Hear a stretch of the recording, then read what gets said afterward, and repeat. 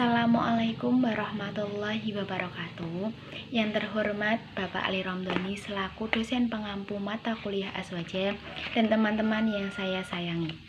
Pertama-tama marilah kita panjatkan puji syukur kehadirat Allah Subhanahu wa Ta'ala yang telah melimpahkan rahmatnya sehingga kita bisa berkumpul dan melakukan diskusi pada kesempatan kali ini. Dan tak lupa sholawat serta salam kita haturkan kepada junjungan kita Nabi Agung Muhammad Shallallahu Alaihi Wasallam yang kita nantikan syafaatnya besok di yaumil qiyamah. Amin ya robbal alamin. Sebelumnya perkenalkan, saya Linda Sofia Ranti sebagai moderator, Khairil Huda sebagai pemateri 1 dan Afina Rahmawati sebagai pemateri 2.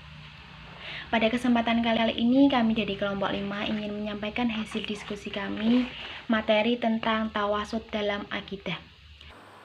Oke, kali ini saya akan sedikit memaparkan materi tentang tawasud dalam akidah. Tawasud merupakan sikap tegah atau moderat yang berintikan pada prinsip hidup yang menjunjung tinggi keharusan berlaku adil dan lurus di tengah kehidupan bersama Nahdlatul Ulama. Dengan sikap dasar ini akan selalu menjadi kelompok panutan yang bersikap dan bertindak lurus dan selalu bersifat membangun serta menghindari segala bentuk pendekatan yang bersifat ekstrim. Tawasud bagi NU ialah satu sikap penting yang harus dijalankan karena sikap ini bersumber dari ajaran Islam dan sesuai dengan karakter bangsa. Sunnah wal Jamaah adalah ahlul wasat atau umat pertengahan di antara firqah-firqah yang menyimpang.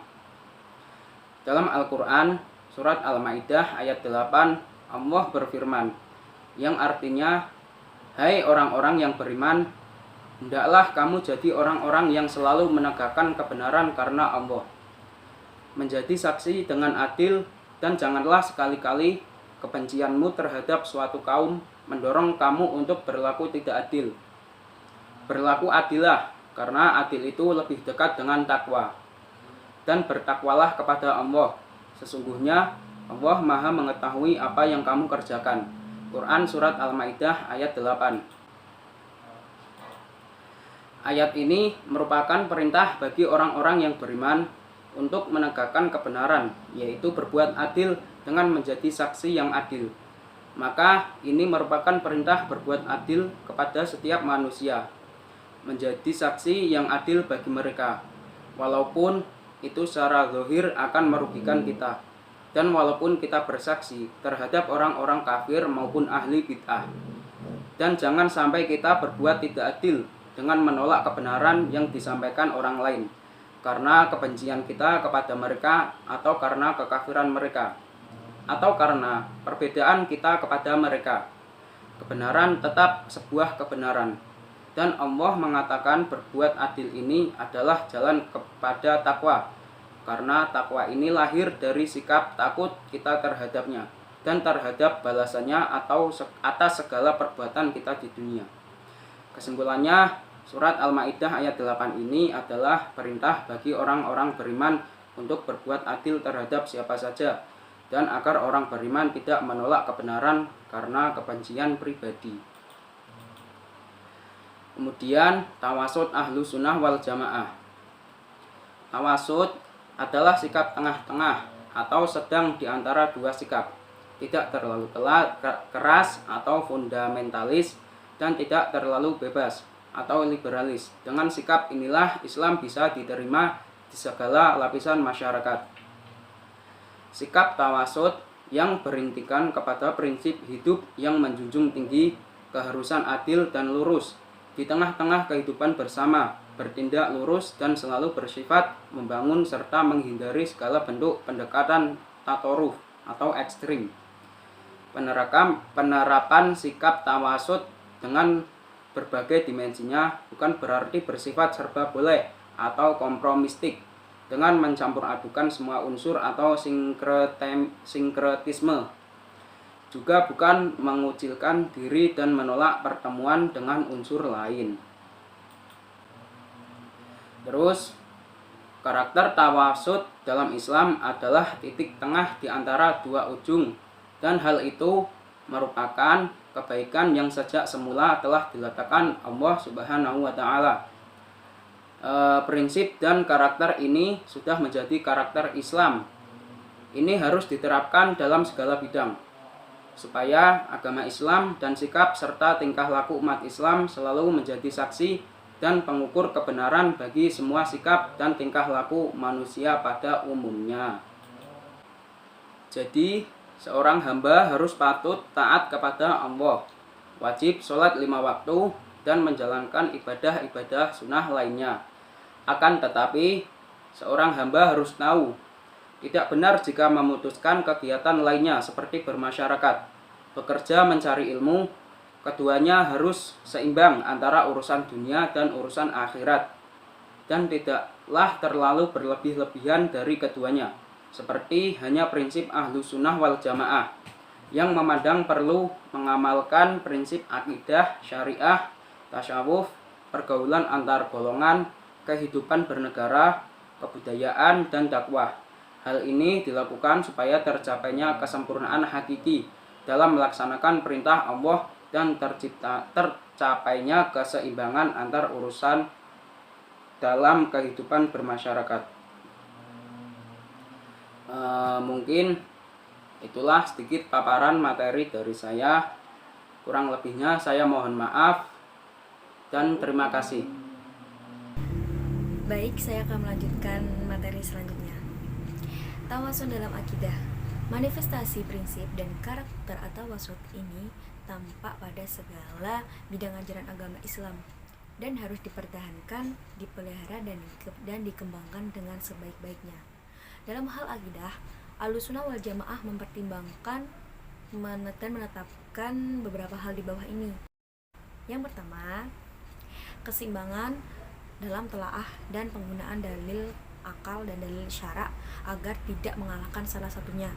Yang kedua, memurnikan akidah dengan cara membersihkan dan meluruskan dari pengaruh akidah yang sesat, baik dari dalam maupun dari luar.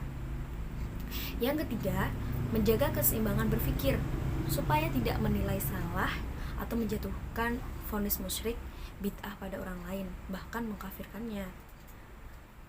Aliran Ahlussunnah wal Jamaah sebagai penganut Abu Hasan al-Asy'ari dan Abu al-Maturidi dalam aspek akidah Asy'ariyah merupakan jalan tengah di antara kelompok-kelompok keagamaan yang berkembang pada masa itu, yaitu kelompok Jabariyah dan Qadariyah yang dikembangkan oleh Mu'tazilah. Dalam membicarakan perbuatan manusia, keduanya saling berseberangan. Kelompok Jabariyah berpendapat bahwa seluruh perbuatan manusia diciptakan oleh Allah dan manusia tidak memiliki peranan apapun.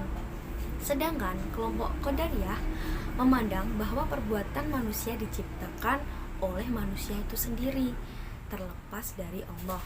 Dengan begitu, Jabariyah, kekuasaan Allah adalah mutlak, dan bagi Qadariyah kekuasaan Allah itu terbatas. Sikap tawasul ditunjukkan oleh Asy'ariyah dengan konsep al-kasb atau upaya. Menurut Asy'ari, perbuatan manusia diciptakan oleh Allah, namun manusia memiliki peranan dalam perbuatannya. Kasb memiliki makna kebersamaan kekuasaan manusia dengan perbuatan Tuhan. Kasb juga memiliki makna keaktifan dan bahwa manusia bertanggung jawab atas perbuatannya. Terkait dengan metodologi Ahlussunnah wal Jamaah yang menggabungkan antara nakli dengan akal tersebut, para ulama memberikan perumpamaan. Akal diumpamakan dengan mata yang dapat melihat, sedangkan dalil-dalil syara atau nakli diumpamakan dengan matahari yang dapat menerangi. Orang yang hanya menggunakan dengan akal tanpa menggunakan dalil-dalil syara seperti halnya orang yang keluar pada waktu malam hari yang gelap gulita. Ia membuka matanya untuk melihat apa yang ada di sekelilingnya, antara benda yang berwarna putih, hitam, atau yang lainnya. Ia berusaha untuk melihatnya, tetapi selama ia tidak akan dapat melihatnya, tanpa ada matahari yang dapat meneranginya, meskipun ia memiliki mata yang mampu melihat. Sedangkan orang yang menggunakan dalil-dalil syara tanpa menggunakan akal, seperti halnya orang yang keluar di siang hari dengan suasana terang benderang, tetapi dia tunanetra atau memejamkan matanya, tentu saja ia tidak akan dapat melihat mana benda putih, hitam, atau yang lainnya itu. Ahlussunnah wal Jamaah laksana orang yang dapat melihat dan keluar di siang hari yang terang benderang, sehingga semuanya tampak kelihatan dengan nyata dan akan selamat dalam perjalanan mencapai tujuan. Di dalam Ahlussunnah wal Jamaah tidak dianjurkan untuk berlebih-lebihan, apalagi dalam bidang akidah, karena sikap berlebih-lebihan dalam urusan akidah dapat mengeluarkan para pelakunya dari agama dan menjerumuskan mereka ke dermaga orang-orang kafir, dan mereka tidak mengetahuinya. Allah berfirman dalam Al-Quran surat Al-Maidah ayat 77 yang berbunyi, Bismillahirrahmanirrahim. Qul ya ahlal kitab la taghlu fi dinikum ghairal haqqi wa la tattabi'u ahwa'a qaumin qablu wa adallu katsiran wa dallu an sawa'is sabil.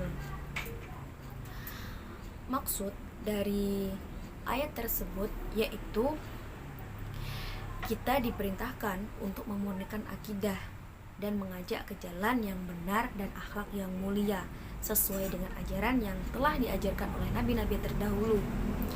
Dan pada ayat tersebut juga menerangkan tidak boleh bersikap berlebih-lebihan dalam akidah karena dapat menjerumuskan tadi. Setiap pemikiran dari berbagai macam aliran itu ada yang berbeda-beda. Jadi dari sikap tawasud ini itu adalah penengah dari pemikiran-pemikiran tersebut. Yang selanjutnya adalah nilai-nilai pendidikan yang terdapat dalam tawasud dalam bidang akidah ini adalah nilai-nilai teologis atau nilai ketuhanan. Menurut Profesor Dr. Ahmad Sanusi, nilai teologis adalah yang tercermin antara lain dalam ketuhanan yang Maha Esa, rukun iman, rukun Islam, ibadah, tauhid, ihsan, istighfar, doa, ikhlas, ijtihad, khusyuk, istiqomah, dan jihad fisabilillah. Kemudian implementasi Aqidah NU tentang konsep at-tawasud Ahlussunnah wal Jamaah dalam membangun karakter anak pada bidang akidah adalah keseimbangan dalam penggunaan dalil akli dan dalil nakli, dengan pengertian dalil akli ditempatkan di bawah dalil nakli. NU mengenal hierarki sumber ajaran Islam sebagaimana dilakukan oleh mayoritas umat Islam, yaitu mulai Al-Quran, Sunnah, Ijma atau kesepakatan jumhur ulama, dan Qiyas. Baik, terima kasih. Itu sedikit penyampaian materi dari saya. Terima kasih untuk Mbak Afina yang telah menyampaikan materi. Dan untuk teman-teman bisa memahami makalah, dan apabila ada yang kurang jelas bisa ditanyakan di kolom komentar. Cukup sekian presentasi dari kelompok 4. Saya mewakili kelompok 4. Apabila ada kesalahan, saya minta maaf yang sebesar-besarnya. Wassalamualaikum warahmatullahi wabarakatuh.